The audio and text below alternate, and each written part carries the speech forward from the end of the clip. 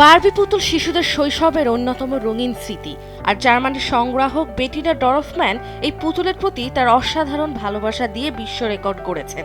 তার সংগ্রহে রয়েছে 18,000-এরও বেশি বারবি, যা তাকে বিশ্বের সবচেয়ে বড় বারবি সংগ্রাহক হিসেবে পরিচিত করেছে।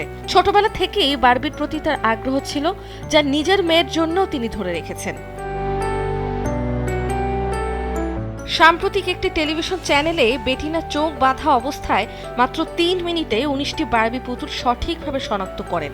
পুতুলের চুল গঠন এবং পোশাক স্পর্শ করেই তিনি কোন সংস্করণের বারবি তা বুঝতে সক্ষম হন।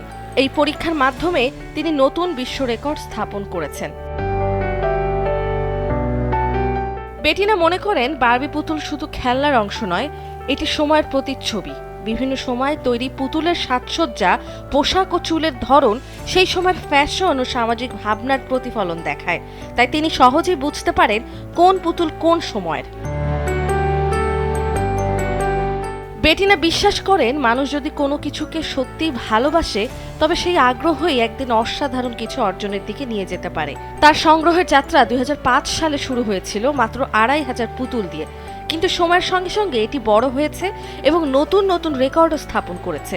তিনি অন্যান্য সংগ্রাহককেও উৎসাহ দেন তাদের শখও একদিন বিশ্ব রেকর্ডে জায়গা করতে পারে। নন্দিনী আহসান, সময়ের আলো।